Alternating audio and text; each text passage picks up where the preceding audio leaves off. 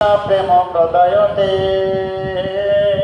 कृष्णाय कृष्ण भक्ताय तद्भक्ताय नमो नमः।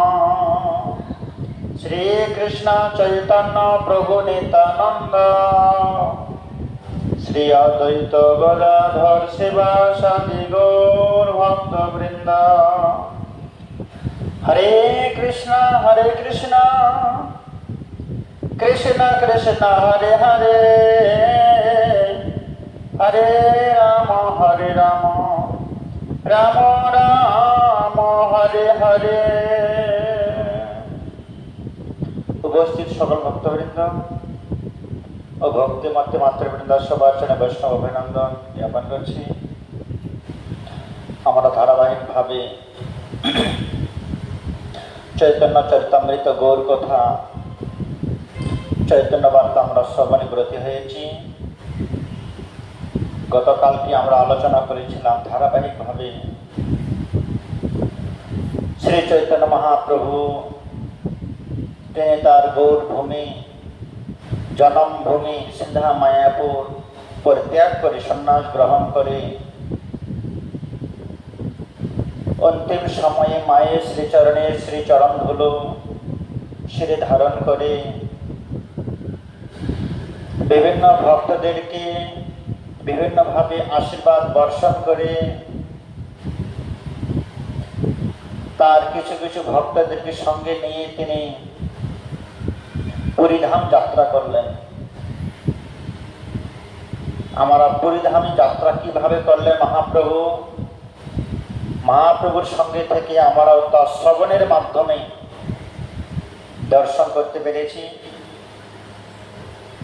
গতকালকে আমরা কি দর্শন করলাম? শ্রী চৈতন্য মহাপ্রভু জগন্নাথ দর্শন করার সময়তেই তিনি অচৈতন্য হয়ে পড়ে গেলেন। কেন? যাকে দর্শন করার জন্য, যাকে অন্বেষণ করার জন্য আমি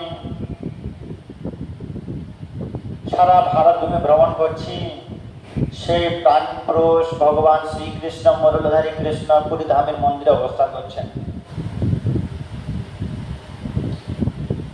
সে ভগবানকে দর্শন করে ওই চৈতন্য হয়ে পড়ে গেলেন। সেই সময়কার মূল আচার্যদের মূল পান্ডা পুরোহিত সার্বভৌম ভট্টাচার্য তিনি তার বাসভবনে নিয়ে গেলেন এবং কি সুন্দরভাবে সেবা যত্নের মাধ্যমে মহাপ্রভুর চেতনা ফিরালেন।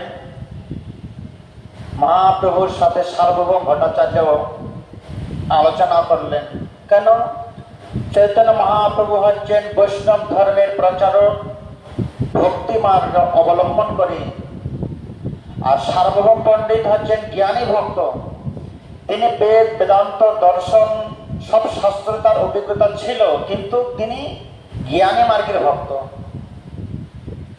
কারণ জ্ঞান কাণ্ড কর্মকাণ্ড কেবলই বিষয়ের ভাণ্ড, অমৃত বলিয়া জীবা খায়।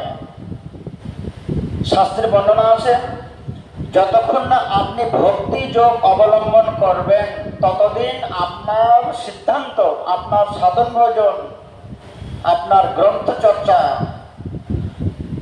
আপনার পরিপূর্ণ হবে না। আজকে মহাপ্রভুর সান্নিধ্য পেয়ে জ্ঞানী মার্গের ভক্ত সার্বভৌম পণ্ডিত ভক্তির পথ অবলম্বন করে জগন্নাথ দেবের প্রতি তার বিশ্বাস গাঢ় হয়ে গেল এবং কি ভগবানের প্রসাদে তার বিশ্বাস হলো। তিনি জগন্নাথ দর্শন করতেন কিভাবে? তিনি একজন শক্তি, ঈশ্বর, পরব্রহ্ম, কিন্তু বিগ্রহ যে সাক্ষাৎ ভগবান এটা সার্বভৌম পণ্ডিত মানতে পারতেন না। কেন? ভগবান তো ব্রহ্ম, ব্রহ্মের কখনো বিগ্রহ হতে পারে না, ব্রহ্ম কখনো সেবা করে না, ব্রহ্ম কখনো চলতে পারে না। নির্দেশবাদীদের বিচার, কিন্তু চৈতন্য মহাপ্রভু তাকে বিচার দিলেন। কি বিচার? বিগ্রহ যে না মানে সে হয় পাষণ্ড। কৃষ্ণ, কৃষ্ণ নাম, কৃষ্ণ প্রসাদ, তিনজন একই বস্তু। অপ্রাকৃত বস্তু। কৃষ্ণ বিগ্রহ দর্শন করলে ভগবানের দর্শন হয়েই যায়, আর ভগবানের প্রসাদ গ্রহণ করলে ভগবানের কৃপা পরিপূর্ণভাবে লাভ করা যায়। এরকম বিভিন্ন সিদ্ধান্ত, বিভিন্ন উপমা দিয়ে চৈতন্য মহাপ্রভু সার্বভৌম পণ্ডিতের জ্ঞান মার্গটাকে বাদ দিয়ে ভক্তি মার্গে পদার্পণ করালেন, যে ভক্তি দিয়ে ভগবানকে লাভ করা যায়, জ্ঞান দিয়ে ভগবানকে লাভ করা যায় না। ইতিপূর্বে ভগবান শ্রীকৃষ্ণের প্রিয় সখা, প্রিয় ভক্ত, প্রিয় মন্ত্রী এবং কি আত্মস্বরূপ ছিলেন উদ্ধব মহারাজ। উদ্ধব মহারাজ ছিলেন বৃহস্পতির শিষ্য, জ্ঞানী ভক্ত, ভক্তি মার্গের ভক্ত ছিলেন না। উদ্ধব মহারাজ কৃষ্ণের মিত্র, কৃষ্ণের বন্ধু, কৃষ্ণের সখা পরিপূর্ণ ছিল। তার একটাই দিক শুধু অপূরণ ছিল, যেটা উদ্ধব মহারাজের অন্তরে ভক্তির যোগ ছিল না, জ্ঞান যোগ ছিল।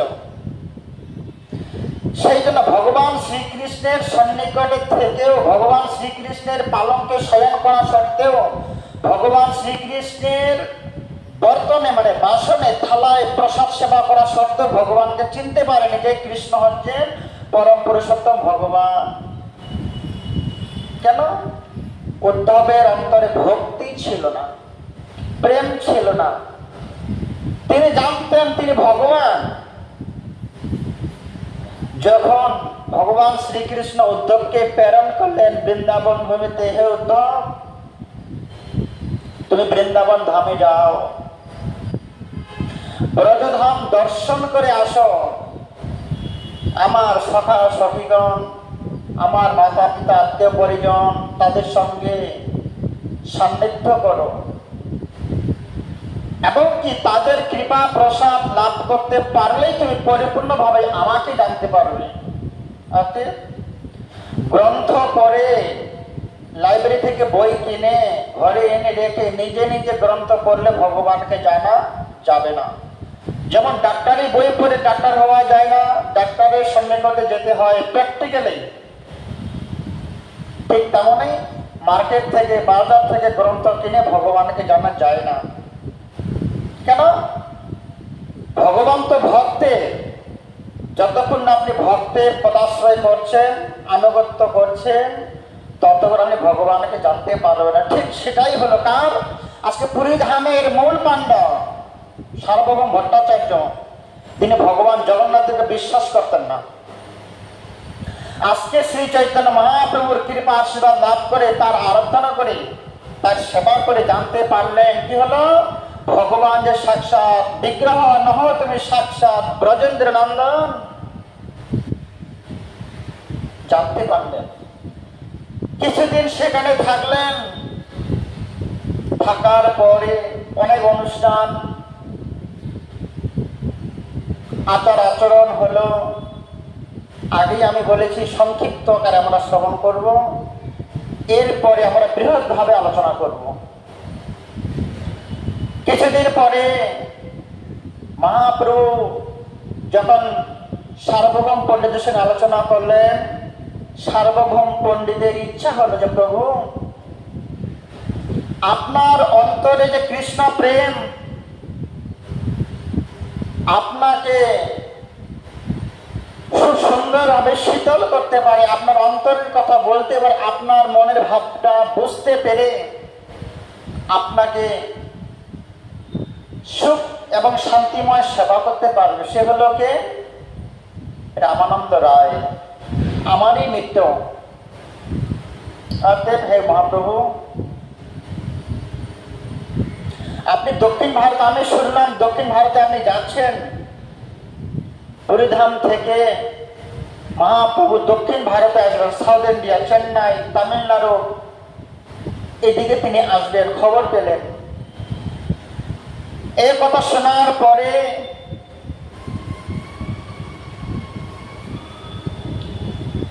সেখানকার রাজা কে ছিল? প্রতাপপুত্র রাজা।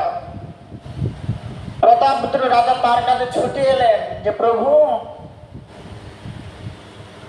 বহু জন্মের পুণ্য ফলে পাইল তোমার সঙ্গ, হেন সঙ্গ বিধি মরে করিলে গো ভঙ্গ। যে আমার অনেক জন্মের স্বীকৃতির প্রভাবে তোমার মতন মহাপ্রভুর সঙ্গ লাভ করেছি, আর আপনি না আজকে এখন আবার দক্ষিণ ভারত চলে যাবেন, আমাদের পরিধাম ছেড়ে তিনি দক্ষিণ ভারত যাবেন ভ্রমণ করার জন্য, দর্শন করার জন্য, কিছু কিছু ভক্তদের সান্নিধ্য লাভ করার জন্য। তিনি কি বলছেন? আমি তো রাজা, শিরে ব্রজ পরে যদি পুত্র মরে যায়, তাহা সহিত তোমার বিচ্ছেদ সহন না যায়। কি বললেন? আমার পুত্র যদি মারা যায়, সেই বিরহ ব্যথা,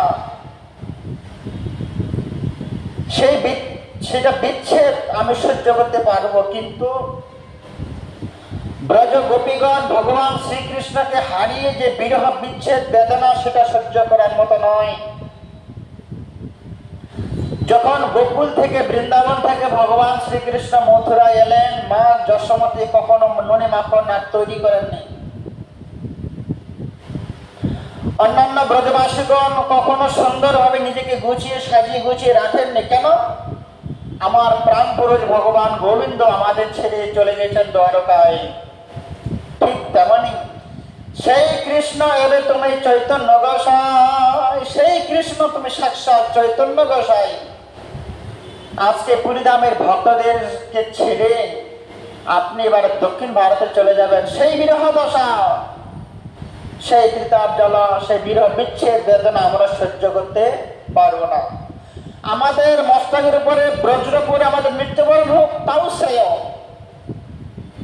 সেটা সহ্য করা যায়। আমার পুত্র মরে গেল, সে বিরহটা সহ্য করা যায়, কিন্তু আমাদের বাড়ি থেকে, আমাদের রাজ্য থেকে, আমাদের গ্রাম থেকে, আমার অন্তরস্থল থেকে ভগবান মহাপ্রভু চলে যাবে, এই বিরহ সহ্য করা যায় না।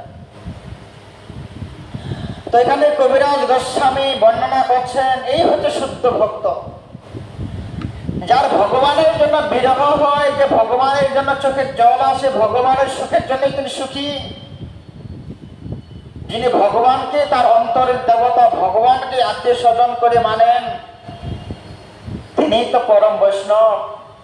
তমেব মাতা চ পিতা তমেব, তমেব বন্ধু চ সখা তমেব, তমেব বিদ্যা দ্রবিণম তমেব, তমেব সর্বা মম দেব দেব।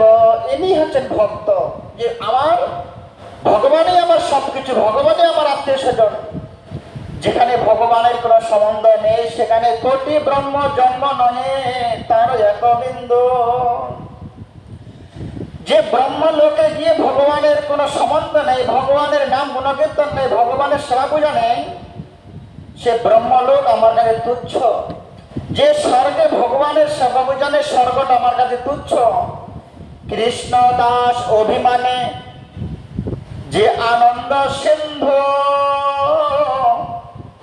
কোটি ব্রহ্ম জন্ম নহে তার এক বিন্দু। আমি সে ব্রহ্মলোক স্বর্গলোক চাই না, যেখানে গেলে আমি ভগবানের সেবা করতে পারবো না। এই হচ্ছে প্রকৃত ভক্তের স্বভাব। মহান ভাবের চিত্তের স্বভাব এই হয়, পুষ্প সমা কমল কঠিন ব্রজ্রময়। শুদ্ধ ভক্তদের হৃদয়টা এরকম, পুষ্পের মতো কমল, ভগবানের জন্য। আর পাথরের থেকেও কঠিন, ব্রজ্রের থেকেও কঠিন। যেখানে ভগবানের সুখ শান্তি নেই, তিনি সেখানে ভগবানের থেকেও, পাথরের থেকেও কঠিন। আর যেখানে ভগবান আছেন, ভগবানের ভক্ত আছেন, ভগবানের নাম গুণ লীলা পরিকর আছেন, সেখানে ভক্তের হৃদয়টা হয়ে যায় পুষ্প সম কমল।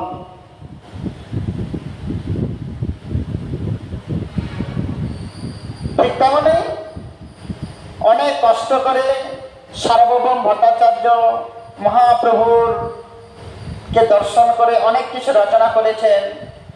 মহাপ্রভুকে তিনি বললেন যে প্রভু আপনি সাক্ষাৎ পুরুষোত্তম ভগবান শ্রীকৃষ্ণ, কিন্তু আপনি এসেছেন কিনা বৈরাগ্য বিদ্যা নিজ ভক্তি যোগ শিক্ষার্থমে পুরুষ পুরাণ শ্রীকৃষ্ণ চৈতন্য শরীরধারী কৃপাম্বুজস্তমহং প্রবন্দে। হে প্রভু, আপনি পরম পুরুষোত্তম সচ্চিদানন্দ ভগবান শ্রীকৃষ্ণ হলেও ত্যাগেই যে প্রকৃত সুখ, ভোগেই যে কোনো সুখ নেই, সে শিক্ষাটা দিবার জন্য আপনি সাক্ষাৎ কৃষ্ণ হয়েও গৌরূপ ধারণ করলেন কেন? বৈরাগ্য বিদ্যা নিজ ভক্তি যোগ শিক্ষার্থমে পুরুষ পুরাণ। বিদ্যা, বিদ্যা কি বৈরাগ্য বিদ্যা, যে স্কুল কলেজে ইউনিভার্সিটিতে বিশ্ববিদ্যালয়ে যে বিদ্যাটা শিক্ষা আমরা দিতে পারি না, বাহ্যিক জগতে স্কুল কলেজে যে শিক্ষাটা দেওয়া হয় না, সেই শিক্ষাটা দেবার জন্যই আপনি এসেছেন। কি শিক্ষা? বৈরাগ্য বিদ্যা। বৈরাগ্য মানে ত্যাগ শিক্ষা, যে ত্যাগ করলে যে সুখ পাওয়া যায়, ত্যাগ আমাদের করতে হবে, ত্যাগেই প্রকৃত সুখ, ভোগে আমাদের সুখ নেই। এই শিক্ষাটা দেওয়ার জন্য আপনি এলেন। বৈরাগ্য বিদ্যা নিজ ভক্তি যোগ, আপনার অন্তরের যে ভক্তি, রাধা প্রেম, রাধা ভাব, বৈকুণ্ঠের বার্তা, বৈকুণ্ঠের প্রেম ধন নিজ বস্তু আপনি দান করতে এসেছেন। কেন? জগৎটাই পরিপূর্ণ তোমার, চন্দ্র সূর্য পবন ভূমি অনল বায়ু খগ মন বুদ্ধের বচ, 8 প্রকার মেটেরিয়াল দিয়ে পৃথিবীটা সৃষ্টি, এই সবকিছু তোমার। তা সত্ত্বেও, সব কিছু পৃথিবীতে উজাড় করে দেওয়া সত্ত্বেও আপনার মনের মধ্যে বাসনা হলো আমি মনে হয় পৃথিবীতে সম্পূর্ণভাবে কিছু দিতে পারিনি। এই হচ্ছে মহাপ্রভুর বৈশিষ্ট্য। আমরা জগতের মানুষ সামান্য কিছু উপকার করলে কত অভিমান করি, গর্ব করি, অনেক কিছু দান করেছি, অনেক কিছু সহযোগিতা করেছি। সামান্য মানুষের উপকার করলে গর্বে আমাদের বুকটা ভরে যায়, কিন্তু ভগবান শ্রীকৃষ্ণ আমাদের জন্য সারা পৃথিবীতে ফল মূল ধান শস্য সবকিছু আমাদের জন্য তিনি দান করা সত্ত্বেও তিনি সুখী নন। মনে হয় আমি জগৎবাসীদের জন্য পরিপূর্ণ কিছুই দিতে পারিনি। কি বাকি ছিল? নদী নালা পাহাড় পর্বত সবকিছু আমাদেরকে দিয়েছিলেন, একটা বস্তু দেয়নি। কি? কৃষ্ণ ভক্তি না দেন, রাখেন লোকাইয়া। সবকিছু আমাদের দিয়েছেন, কিন্তু কৃষ্ণ ভক্তি, কৃষ্ণ প্রেম, বৈরাগ্য বিদ্যা নাম সংকীর্তন তিনি কাউকে কোনো যুগেই বিতরণ করেননি। এইটা তোমার কাছে আত্মগোপনে ছিল, কিন্তু ভগবান বলছেন আমি সবকিছু দান করতে গিয়েও একটা বস্তু দান করিনি, আমি তো উদারতা হতে পারলাম না, কিছু আমার মধ্যে লুকিয়ে রেখেছি। তিনি মহাপ্রভু থাকতে পারলেন না, তিনি যে বস্তুটা অবশিষ্ট ছিল নিজের মধ্যে তিনি সেটাও দান করতে এলেন নবদ্বীপ ধামে। কে বলছে? সার্বভৌম পণ্ডিত বৈরাগ্য বিদ্বান নিজ ভক্তি যোগ শিক্ষার্থমে পুরুষ পুরাণ। সে গোলকের ভক্তি, নিজের ভক্তিটা কি করে আচরণ করতে হয় সেটা নিজে প্রকাশিত করলে নিজের আচরিত ধর্ম জীবের শিখায়। নিজে যদি আচরণ না করি সে ধর্ম, সে শিক্ষা, সে বৈরাগ্য মানুষকে শিখানো যাবে না। নিজেকে আচরণ করতে হবে। হে মহাপ্রভু, আপনি নিজে আচরণ করে শিক্ষা দিচ্ছেন।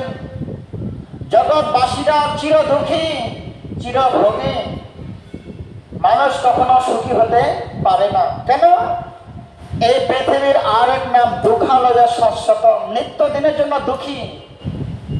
অতএব এই মানুষ চির দুঃখী থেকে চির সুখী কি করে হতে হতে পারবে, কি করে ভব সমুদ্র পার হয়ে সুখে জীবন যাপন করে করে বৃন্দাবনে যেতে পারবে, সে রাস্তা আপনি দেখালেন। এই জন্যই আপনি শ্রীকৃষ্ণ চৈতন্য শরীরধারী, এই জন্যই আপনি শ্রীকৃষ্ণ থেকে শ্রীকৃষ্ণ চৈতন্য রূপ ধারণ করে পৃথিবীতে এলেন। আপনি যে প্রেম দান করতে এসেছেন সেটা আপনি আমাদেরকে দান করে আমরা সেটা গ্রহণ করতে পারলাম। অনেক ভাগ্যের ফলে আমরা কলিকালে কলিযুগে জন্মগ্রহণ করে মহাপ্রভুর মতো একজন ধর্ম প্রচারক সাক্ষাৎ ভগবান লাভ করেছি। কবিরাজ গোস্বামী তখন এর কথাটা বললেন যে মহানুভবের চিত্তে স্বভাব এই হয় পুষ্প সমকমল কঠিন বজ্রময়, যে ভগবানের জন্য ভক্তের মনটা কেমন? পুষ্পের সমান কমল। আপনার মনটা ভগবানের জন্য কতখানি কমল, আপনি ততখানি ভক্ত হতে পেরেছেন। আপনার মনটা জগতের জন্য কতখানি কমল, আপনি ততখানি ভক্ত হতে পেরেছেন। কার ভক্ত? এক জগতের ভক্ত আর একজন জগন্নাথ দেবের ভক্ত। আপনি কার ভক্ত হবেন? জগৎপতি জগন্নাথ দেবের ভক্ত নাকি জগৎবাসীদের ভক্ত? আপনার মনটা যার প্রতি যতটা দুর্বল থাকবে আপনি ততটাই তার মায়া মোহে লিপ্ত হয়ে থাকতে হবে। তাহলে আমাদের কর্তব্য কি জগৎবাসীদের কাছে মোহে লিপ্ত হয়ে থাকা, নাকি ভগবানের জন্য ভগবানের রূপ ও লীলা পরি করে আমাদের মোহিত হয়ে থাকা? আপনি যাকে ভালোবাসবেন তার মধ্যে আপনার দুর্বলতা থাকবে। পুষ্প সমকমল, ফুলের মতো নরম কমল হয়ে থাকতে হবে। তাহলে ভক্তদের কমল কোথায়? ভগবানের লীলা গুণ পরি করে ভগবানের সেবায় ভগবানের সুখ বিধানের জন্য ভক্তগণ নিজেকে উজাড় করে নিজেকে দান করে দিতে পারে। মহাপ্রভু দক্ষিণ ভারতে আসবেন, সার্বভৌম ভট্টাচার্য একটা ম্যাপ তৈরি করে দিলেন যে প্রভু আপনি তো দক্ষিণ ভারত কোনোদিন যাননি, কি করে যাবেন? আমি আপনার কিছু কিছু বিশেষ বিশেষ ভক্তের ঠিকানা অ্যাড্রেস দিচ্ছি, আপনি এনাদের সঙ্গে দেখা করবেন। সব শেষে গোদাবরী নদীর তীরে আপনি রামানন্দ রায়কে দর্শন করতে পারবেন, রামানন্দ রায়কে পাবেন। আপনি রামানন্দ রায় হচ্ছেন রসিক ভক্ত, কৃষ্ণ প্রেমে রসিক ভক্ত, কিন্তু দেখতে বিষয়ীর মতো হলেও তার অন্তরে শুধু কৃষ্ণ প্রেম, ব্রজ প্রেম, কৃষ্ণ কথা, কৃষ্ণ গানে, কৃষ্ণ সেবা, কৃষ্ণ পর্শনে সদা সর্বক্ষণ তিনি অবস্থান করছেন। তো অনেক কষ্ট করে বিরহ বিচ্ছেদ গ্রহণ করে সার্বভৌম ভট্টাচার্য এবং কি রাজা প্রতাপরুদ্র একজন সেবককে সঙ্গে দিলেন মহাপ্রভুর কাছে যে প্রভু আপনি তো নাম সংকীর্তনের মাধ্যমে অচৈতন্য হয়ে পড়ে যাবেন, আপনার জলের কমণ্ডলু, আপনার বহির্বাস গলবস্ত্র, আপনার হরিনামের ঝলা কে রক্ষা করবে? মহাপ্রভু প্রথমত কাউকে স্বীকার করলেন না। কেন? আমি একা একাই ব্রজ, আমি একা একাই তীর্থ দর্শনে যাব। কিন্তু বলছে না প্রভু আপনি তো নিরন্তর কৃষ্ণ প্রেমে উচ্ছা হয়ে যান, রাধা প্রেমে উচ্ছা হয়ে যান, আপনাকে সুস্থ করবে কে? আপনার সেবা যত্নের জন্য একজন ব্রাহ্মণ, খুব সুন্দর সরল ব্রাহ্মণ, তাকে আপনি নিয়ে চলুন। সে সরল ব্রাহ্মণকে নিয়ে মহাপ্রভু পুরীধামের জগন্নাথকে দর্শন করে প্রণাম করে সকল ভক্তদের কাছে অনুমতি নিয়ে প্রণাম নিবেদন করে তিনি কি করলেন? দক্ষিণ যাত্রা করলেন। অন্তরে কৃষ্ণ নাম করতে করতে মহাপ্রভু পুরীধাম ছেড়ে কি করলেন? নবদ্বীপ মায়াপুর ছেড়ে পুরীধামে এলেন।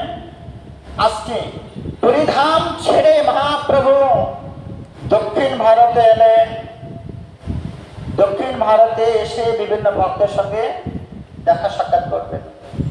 তিনি দক্ষিণ ভারতে এসে যেই পদ পদ্ম তোমার ব্রহ্মা করে ধ্যান করে, সেই পদ পদ্ম সাক্ষাৎ আইলা মোর ঘরে। দক্ষিণ ভারতে এসে সবার প্রথমে কুর্ম নামে একজন ব্রাহ্মণের সঙ্গে দেখা করলেন। এনারা সবাই নিত্য ভক্ত, দ্বারকায় মথুরায় তারা ভক্ত ছিলেন, কৃষ্ণ লীলায় তারা কৃষ্ণের সখা ছিল। কলিকালে তারা মহাপ্রভুর সখা হয়ে বিভিন্ন জায়গায় বিভিন্ন গ্রামে তারা জন্মগ্রহণ করে ভগবানের সাধন ভজন করছেন। আর ভগবান মহাপ্রভু তাদের সান্নিধ্যে আসছেন নিজেই। কেন? দাপর যুগে ভগবান বলেছিলেন, কোন ভক্ত যদি আমার কাছে আসতে না পারে, কিন্তু আমি তো ভগবান, আমি তাদের কাছে যেতে পারি। কোন ভক্ত যদি ভগবানের কাছে না আসতে চায়, না আসতে পারে, ভগবান বলছেন না, আমার প্রেমী ভক্তগণ সত্য ভক্তের কাছে আমি পদার্পণ করতে পারি। শ্রীল নামাচার্য হরিদাস ঠাকুর তিনি কখনো চৈতন্য মহাপ্রভুর কাছে যাননি। কেন? আমি মুসলিম কুলে জন্মগ্রহণ করেছি, মিলেচ্ছ কর্ম করেছি, আমি শুদ্ধ ভক্ত হতে পারিনি। তিনি চোখের জলে বুক ভাসে সদা সর্বক্ষণ 3 লক্ষ নাম সংকীর্তন করতেন। তাহার মতো শুদ্ধ ভক্তকে দর্শন করার জন্য মহাপ্রভু প্রতিদিন জগন্নাথ দেবের মহাপ্রসাদ নিয়ে দর্শন করতে যেতেন। হরিদাস, তোমার তো বয়স হয়েছে, বৃদ্ধ হয়েছে, তুমি এত নিয়ম কারণ বন্ধ করো, নাম সংকীর্তন অল্প করে করো। কেন? তুমি সিদ্ধ মহাত্মা, সিদ্ধ হয়েছ। দেখো কতখানি প্রেম। ভক্তগণ ভগবানের কাছে যেতে পারেন না, কিন্তু ভগবান ভক্তের কাছে ছুটে আসেন। নবদ্বীপ লীলায় মুরারি গুপ্ত কখনো ভগবানের কাছে যেতে পারতেন না, কখনো যেতেন না। মহাপ্রভুর কথা রক্ষা করার জন্য মাঝে মাঝে যেতেন, কিন্তু চৈতন্য মহাপ্রভু মুরারি গুপ্তের মতো শুদ্ধ ভক্তকে দর্শন করার জন্য নীতি নীতি যেতেন তার শ্রীপাঠে। এবং কি শ্রীধর যে থোর কলমচা বিক্রি করতেন, সেই শ্রীধর পণ্ডিত, শ্রীধর ঠাকুর, দীন দরিদ্র কাঙ্গাল দরিদ্র ভক্ত, তিনি কখনো মহাপ্রভুর সন্নিকটে যেতে পারতেন না। মহাপ্রভুর বাড়িতে শ্রী জগবীর মন্দিরে কখনো তিনি আসেননি। কেন? আমি হচ্ছি দীন দরিদ্র কাঙ্গাল, আমি শুদ্ধ ভক্ত হতে পারিনি, আমি কি করে ভগবানের পার্শ্বগণের সঙ্গে কি করে ভগবানের সান্নিধ্যে আসতে পারি, আমি তো অপবিত্র। কিন্তু মহাপ্রভু এহেন শুদ্ধ ভক্তকে দর্শন করার জন্য তার দোকানে বাজারে যেতেন, তার কাছে থোর কলমচা ক্রয় করে ঘরে নিয়ে আসতেন। একদিন মহাপ্রভু তার বাড়িতে পর্যন্ত গেলেন, শ্রীধর, আজকে সকালবেলা তুমি বাজারে যাওনি, আমি তোমাকে দর্শন করতে পারিনি, তাই তো তোমার বাড়িতে আমি এলাম তোমাকে সাক্ষাৎ দর্শন করার জন্য। তুমি এত সুন্দর ধনী, এত ধন সম্পদ তোমার কাছে আছে, কিন্তু মানুষ তোমাকে জানতেই পারেনি, চিনতে পারেনি। আমি একদিন, এমন একদিন সময় আসবে, তোমার ধনের কথা, তুমি যে সারা বিশ্ব ব্রহ্মাণ্ডের ধনী রাজা, তোমার ধনের কথা আমি সারা পৃথিবীর মানুষকে প্রচার করে দেবো। তোমরা শ্রীধর পণ্ডিতকে কখনো চিনতে পারোনি। শ্রীধরের মতো ধনী কেউ জগতে নেই। অতএব হে শ্রীধর, তুমি যে শুদ্ধ ভক্ত, তুমি আমার কাছে যাও না বলেই তো আমি তোমার কাছে দর্শন করতে এলাম। কেন? এই প্রতিশ্রুতি দাপর যুগের প্রতিশ্রুতি। যে ভক্তগণ আমার কাছে আসতে পারেনি, যে গাভীরা আমার কাছে আসতে পারেনি, যে সখীরা নন্দলায় আসতে পারেনি, আমি তাদের ঘরে গিয়ে, তাদের বাসভবনে গিয়ে দর্শন দেব এবং তাদের হাতে সেবা গ্রহণ করব। পূর্ব প্রতিজ্ঞা রক্ষা করার জন্য আজকে চৈতন্য মহাপ্রভু বিভিন্ন ভক্তের বাড়িতে বাড়িতে দর্শন দিচ্ছেন। দর্শন দিতে এলেন কোথায়? দক্ষিণ ভারতে কুর্ম নামে একজন ব্রাহ্মণের ঘরে। যখন মহাপ্রভুকে দর্শন করলেন, চিনতে পারলেন সেই তো ব্রজের কৃষ্ণ আমার বাড়িতে এলেন। তিনি জন্মগ্রহণ করছেন নবদ্বীপ ধামে, আর আমি জন্মগ্রহণ করি দক্ষিণ ভারতে। কবে আমি যাব ভগবত দর্শনে? কিন্তু ভগবানের পূর্ব প্রতিশ্রুতি, আমার ভক্ত যদি আমার কাছে না আসে, আমি আমার ভক্তের কাছে যেতে পারবো।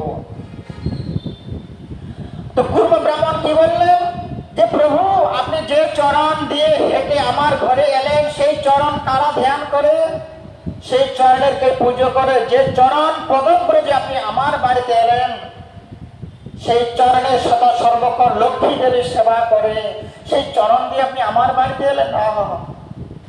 যে চরণের মনি ঋষিগণ ধ্যান করে ব্রহ্মা আদি দেবতারা সুখ শিব সুখ নারদ প্রেমে গদ শিব সুখ নারদ ঋষিগণ তোমার চরণের ধ্যান করে দর্শন করার জন্য, আর সেই কমলা চরণ দিব্য রত্ন দিব্য ভূষণে আপনি স্বেচ্ছায় আমার ঘরে এলেন। যেই পাদ পদ্ম তোমার ব্রহ্মা করে ধ্যান করে, সেই পাদ পদ্ম সাক্ষাৎ আইলা মোর ঘরে। যে চরণের ধ্যান করে ব্রহ্মা, যে চরণের ধ্যান করে শিব ঠাকুর, যে চরণ লাভ করার জন্য ঋষিগণ অক্ষয় থাকেন, যে চরণ তিল মাত্র সময় পরিত্যাগ করেন না লক্ষ্মী দেবী, সেই চরণ সাক্ষাৎ আমার ঘরে এলো। মোর ভাগ্যের সীমা না যায় কহন, আজি মোর শ্লাঘ হইল জন্ম কুলধন। ওহ ভাগ্য মহাভাগাম নন্দ গোপ হৃদয় কসাম জন মিত্রং পরমানন্দ পুণ্য ব্রহ্ম সনাতন। ওহ ভাগ্য, এমনকি ভাগ্য করেছিলাম যার জন্য, যার প্রভাবে আজকে ভগবান আমার ঘরে পদার্পণ করলেন। আজকে আমার জন্ম কুর্ম গ্রাম ভুবন আমার কুল সব পবিত্র হয়ে গেল, সার্থক হয়ে গেল ভগবানের চরণ দর্শন করে। কৃপা করো প্রভু মরে যাও তোমার সঙ্গে, সহিত নারী তোমার বিষয় তরঙ্গে। কিছুদিন থাকার পরে কুর্ম ব্রাহ্মণের ঘরে মহাপ্রভু কিছুদিন থাকার পরে তার হাতে সেবা গ্রহণ করে বললেন আমি তো দক্ষিণ ভারতে ভ্রমণে যাব, কুর্ম ব্রাহ্মণ আমাকে আপনি বিদায় দান করুন। যেমন অবস্থা হয়েছিল রামানন্দ, যেমন অবস্থা হয়েছিল সার্বভৌম পণ্ডিতের, যেমন বিরহ বিচ্ছেদ লাভ করেছিলেন প্রতাপপুত্র রাজা, যে পুত্র মরে যায় যদি সেটা সহ্য করা যায়, বজ্র পরে যদি আমার মৃত্যুবরণ করে সে বিরহ সহ্য করে দেখতে প্রভু পুরী ধাম ছেড়ে তুমি দক্ষিণ ভারতে চলে যাবে, এই বিরহ বিচ্ছেদ সহ্য করার মতো নয়, আমরা সহ্য করতে পারি না। ঠিক একই কথা বললেন কুর্ম ব্রাহ্মণ, প্রভু আপনি অনেক ভাগ্যের ফলে আমাকে দর্শন দিলেন, যে চরণ দর্শন করার জন্য দেবতাগণ ধ্যান করে সেই চরণ আমি অবহেলার মাধ্যমে বিনামূল্যে আমার ঘরে মহাপ্রভু চরণ পদার্পণ। প্রভু আমিও তোমার সঙ্গে যাব, কৃপা করো প্রভু মরে যাও তোমার সঙ্গে, শহীদ তোমার বিরহ তরঙ্গে। আমি তোমার বিরহ দশা, বিরহ বেদনা, বিরহ জ্বালা সহ্য করতে পারবো না, আপনি আমাকে সঙ্গে নিয়ে চলুন। প্রভু বললেন দেখো কুর্মদেব, আমি তোমাকে সঙ্গে নিয়ে যাব না। কেন? তুমি যদি আমার সঙ্গে যাও তুমি নাম গুণকীর্তন করবে কি করে? তুমি ঘরে থেকে নাম সংকীর্তন করো কেন? আমি সকল ভক্তদেরকে একই আদেশ এবং উপদেশ দিয়েছিলাম, অতএব ঘরে যাও কৃষ্ণ ভোজ দিয়া। হে ভক্তগণ, নবদ্বীপ বাসীগণ আমার সঙ্গে আসতে চেয়েছিলেন, আমি কাউকে নিয়ে আসিনি, সবাইকে বলেছিলাম ঘরে থেকে কৃষ্ণ ভজন করলে তোমরা আমার সান্নিধ্য লাভ করতে পারবে। কেননা শ্রীমতী রাধারানী যখন কৃষ্ণের সন্নিকটে ছিলেন, কৃষ্ণ প্রেম কম ছিল। যখন কৃষ্ণ রাধারানীকে ছেড়ে অনেক দূরে চলে গেলেন, কৃষ্ণ প্রেম রাধারানীর অন্তরে অনেক গুণ বেড়ে গেল। তেমনি বিরহ বেদনা যে কৃষ্ণ প্রেম কৃষ্ণ ভক্তি আসে, আমার ভাব দুই প্রকার। কিভাবে হয়? একটা বিপ্রলম্ব, একটা সম্ভ্রম। মহাপ্রভু বললেন আমি দুই ভাবে কৃষ্ণ প্রেম আস্বাদন করছি। কি কি ভাবে? এক বিপ্রলম্ব ভাব নিয়ে আর একটা সম্ভব ভাব নিয়ে।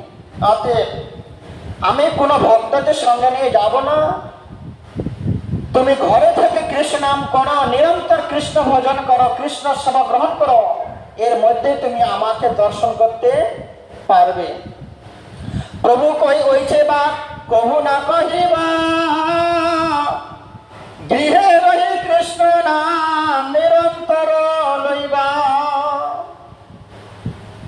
অতএব তোমাকে আমার সঙ্গে যেতে হবে না, তুমি গৃহে থেকে কৃষ্ণ নাম নিরন্তর জপ করো, নিরন্তর কৃষ্ণ নামের মধ্যে তুমি আমাকে অনুভব করতে পারবে। কেন? কৃষ্ণ নাম, কৃষ্ণ প্রসাদ, শ্রীকৃষ্ণ বিগ্রহ, তিনজন একই স্বরূপ, চিন্ময় বস্তু। অতএব ভক্তিবিনোদ ঠাকুর গান করলেন, গৃহে থাকো বনে থাকো, সদাই হরি বলে ডাকো, সুখে দুঃখে ভুলো না গো, বদনে হরি নাম কর রে, গায় গোরা মধুর স্বরে, গায় গোরা মধুর সুরে, মধুর সুরে হরিনাম করন ঘরে বসে, গৃহে বসে। হে কুর্মদেব, আমি দক্ষিণ ভারতে যাচ্ছি দর্শন করার জন্য, অনেক ভক্তের সঙ্গ করার জন্য। আমি যখন পুনরায় আবার নবদ্বীপ ধামের দিকে যাত্রা করব, পুরী ধামের দিকে যাত্রা করব, অন্তিম সময় তোমার সঙ্গে আবার আমি মিলিত হব। অতএব হে কুর্মদেব, আপনি ঘরে থেকে কৃষ্ণ নাম করুন। আর কি করবেন?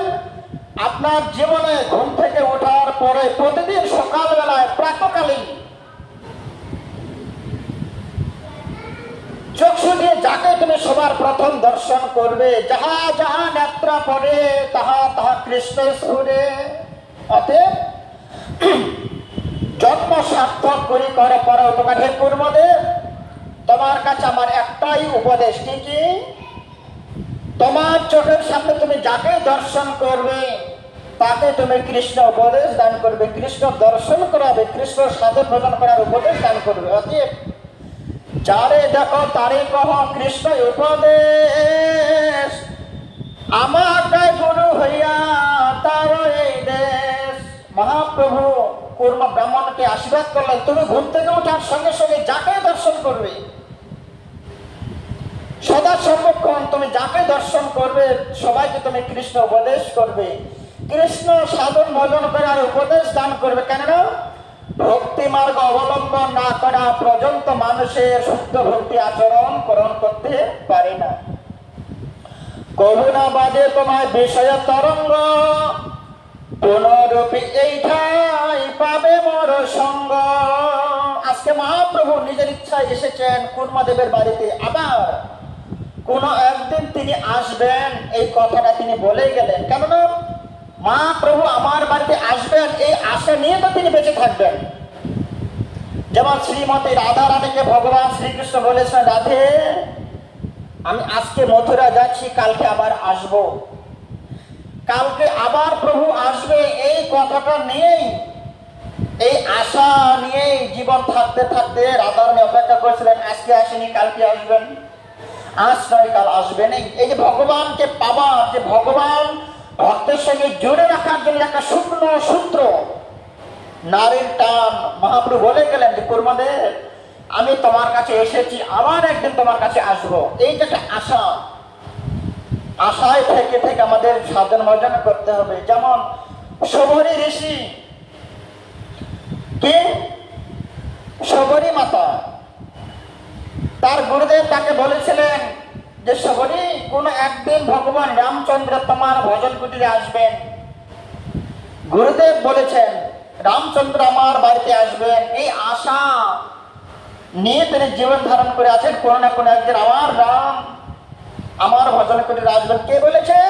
আমার গুরুদেব বলেছেন। গুরু মুখ পদ্ম বাক্য চিত্ততে করিয়া ঐক্য, আর না করিয়া মনে আশা, আর না করিহ মনে আশা। গুরু মুখ পদ্ম বাক্য, বেদ বাক্য। শ্রী গুরুদেব যা বলেছেন বেদ বাক্যের মতো বলেছেন। শবরী মাতাকে বলেছিলেন, মা তোমার দর্শন করতে পারবো না, কিন্তু তুমি আমার শিষ্য হয়ে আমি তোমাকে আশীর্বাদ দিয়ে যাচ্ছি মা। আমি আমার ভগবান রামচন্দ্রকে দর্শন করতে পারিনি তোমার গুরুদেব হয়ে, তুমি আমার শিষ্য হয়ে আমার প্রভু রামচন্দ্রকে তুমি দর্শন করতে পারবে। অতএব আজকে গুরুদেব ভগবত দর্শন করতে পারলেন না, কিন্তু শিষ্য হয়ে গুরুদেবের কথা রক্ষা করলেন, গুরুদেবের বাক্যটা শ্রবণ করে আশায় ধরে আছেন, সাধন ভজন করতে করতে ভগবান রামচন্দ্রকে দর্শন দিলেন। ঠিক তেমনি কুর্ম ব্রাহ্মণকে বলেন, ব্রাহ্মণদেব আমি সব দর্শন করে অন্তিম সময় আবার তোমার কাছে আসবো, তোমাকে দর্শন দেব। তোমাকে বিষয় সঙ্গ মায়া মমতা তোমাকে কেউ স্পর্শ করতে পারবে না। কেন? তুমি আমার শুদ্ধ ভক্ত, আমি তোমাকে আশীর্বাদ দিয়ে যাচ্ছি। কেন না দৈবী হর্ষ গুণময়ী মামা মায়া দৌলতয়া। তুমি যেমন আমার ভক্ত, বিশ্ব প্রপঞ্চ যেমন আমারই সৃষ্টি, এই মায়া মমতাটা আমারই সৃষ্টি, মম মায়া, এই মায়াটা আমার সৃষ্টি, আমার মায়া। অতএব তুমি আমার শুদ্ধ ভক্ত হওয়ার দরুন আমি মায়াকে আদেশ করলাম তোমার কাছে আর কোনোদিন সে আসতে পারবে না। আমার কৃপায়, আমার প্রসাদে তোমাকে কোনোদিন কি হবে, কবু না বাঁধবে তোমায় বিষয় তরঙ্গ। পুনরূপী এইটাই পাবে মোর সঙ্গ। কোন বিষয়ে, কোন বাসনা, কোন মায়া মমতা মোহ তোমাকে স্পর্শ করতে পারবে না। কেন? তোমার কাছে থেকে মায়া মমতা বিষয়কে আমি ছিন্ন করে দিলাম। এইভাবে মহাপ্রভু অনেক ভক্তদের সঙ্গে সম্বন্ধ করতে যাবেন, অনেক ভক্তের সঙ্গ করবেন, অনেক ভক্তের হাতে সেবাপূজা গ্রহণ করবেন। শ্রীল কবিরাজ গোস্বামী তার লিখনীতে চৈতন্য চরিতামৃতে এইভাবে বর্ণনা করছেন। মহাপ্রভুর চৈতন্য বার্তা, মহাপ্রভুর প্রেমধন সারা পৃথিবীতে কিভাবে প্রচার করলেন, প্রচার এবং প্রসার করলেন, আমরা ধারাবাহিক ভাবে সংক্ষিপ্ত আকারে শ্রবণ কীর্তন করব। অন্তিম সময়ে কবিরাজ গোস্বামীর শ্রীচরণে আবার দণ্ডবত প্রণাম নিবেদন করে, আপনাদের সবার চরণে প্রার্থনা নিবেদন করে আজকে চৈতন্য চরিতামৃত, চৈতন্য বার্তা, চৈতন্য সন্দেশ এখানে আমরা বিশ্রাম করছি। আজকে আমরা কুর্মদেবের সঙ্গে মহাপ্রভুর মিলন শ্রবণ কীর্তন করলাম। আগামীকালকে মহাপ্রভু বাসুদেবের কাছে, বাসুদেব নামে একজন ভক্ত আছে, সেই ভক্তের সন্নিকটে মহাপ্রভু যাবেন, তার সঙ্গে আলোচনা করবেন, তার হাতে সেবা গ্রহণ করবেন। সেটা আমরা আগামীকালকে শ্রবণ করব। বাঞ্ছা কল্পতরুভ্যশ্চ কৃপা সিন্ধুভ্যেব চ পতিতানাং পাবনেভ্যো বৈষ্ণবেভ্যো নমো নমঃ। হরে কৃষ্ণ কৃষ্ণ কৃষ্ণ হরে হরে, হরে রাম রাম রাম হরে হরে। সবাই ভালো থাকুন, সুস্থ থাকুন, শ্রবণ করবেন, প্রিয়জন মানুষকে শ্রবণ করার সুযোগ করে দেবেন, শেয়ার করবেন। হরে কৃষ্ণ।